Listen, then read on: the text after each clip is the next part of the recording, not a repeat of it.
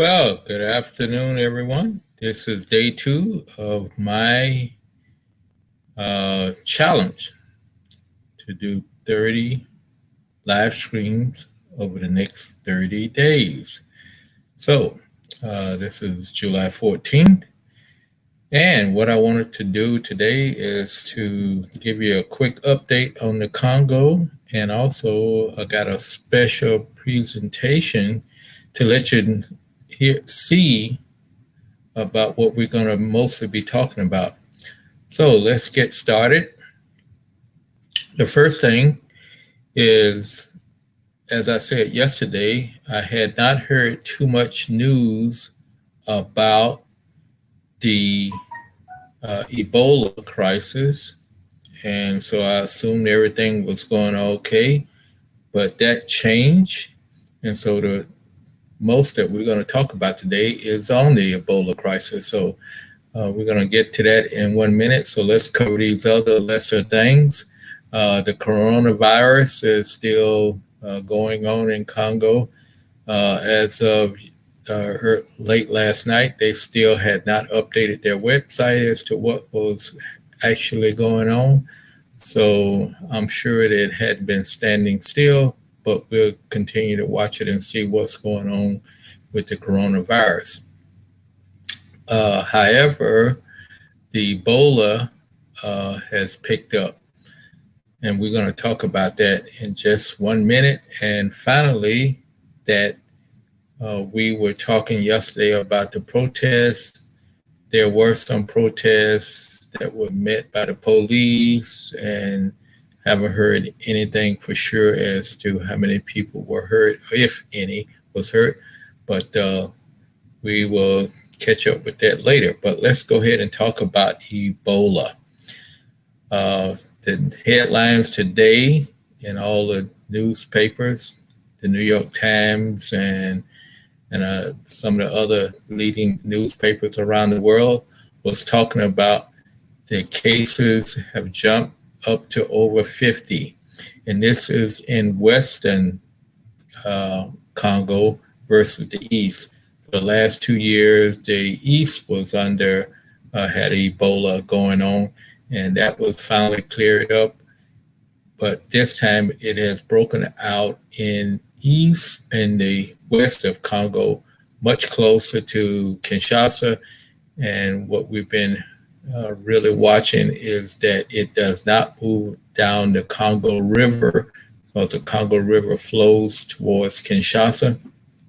And that area is used for a lot of traffic, boat traffic going down to Kinshasa and people riding boats and everything like that. So we hope that that does not get to Kinshasa, where it would be another potential disaster.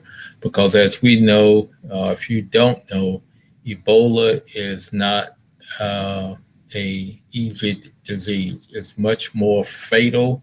The Ebola outbreak that broke out in West Africa killed over 11,000 people.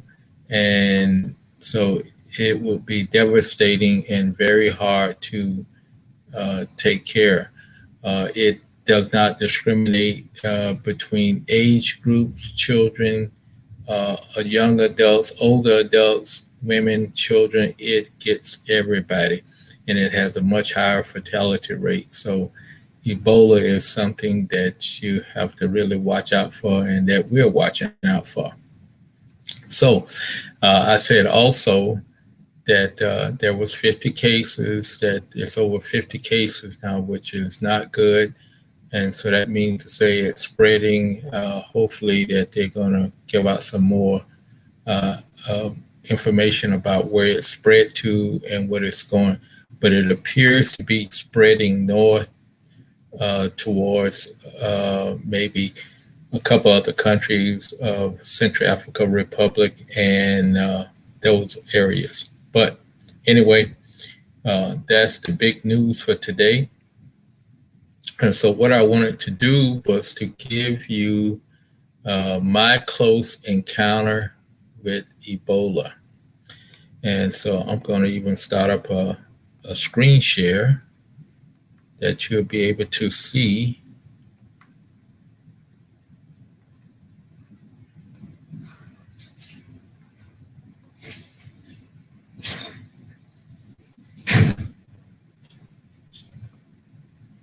So I hope you can see this. However, and I hope you can also hear my voice. But this is going to be talking about Ebola in my close call. One of the things that happened to me, I was in 2007. I had been over in Congo in June and maybe early July, and I got back to the States in July. And when I got back in July, I was just happening to go through the newspapers, and all of a sudden, I ran into a picture from one of the missionaries over there, and this is the picture. This is a crop picture, but this is. I looked at it and I go, I recognize that building, and I said, this is the building of the Bulapay Hospital. I was just there, maybe within the last month. And I thought, my goodness gracious, what's going on? And then I read and found out that, yep, they had the Ebola outbreak there. And what it came upon is that some people, the Ebola outbreak was much farther away, about 40 kilometers away. However, some people had traveled up to Bulapay and had gotten to, and they were in isolation with their first case. But this is some of the pictures from down at Luebo, where the actual Ebola outbreak killed over 100 people. It killed over 100 people in that area, in about 4 villages surrounding there. And here's they're taking care one boy who's suspected of maybe having Ebola. And this is, they hurriedly built these shelters outside of the main hospital, put a roof on them. As you see, what we call mud and thatch, and you just, take trees, small trees, lash them together with palm fronds, the sticks of them, and put mud between them, and that's how they make their homes. And so these are two nurses that that's where they kept all the Ebola patients at. And as you can see, they're in white, and you got big vats of disinfectant that they're using, and people are standing up at the fence trying to see what was going on with the men in clothing and stuff like that. So this is kind of someone had wrote up this, and it says, hopefully you can read this, but I'll read it for you. The current Ebola started in June of 2007 when one person caught Ebola and died. Following his death, 27 persons who handled his body also caught Ebola and died.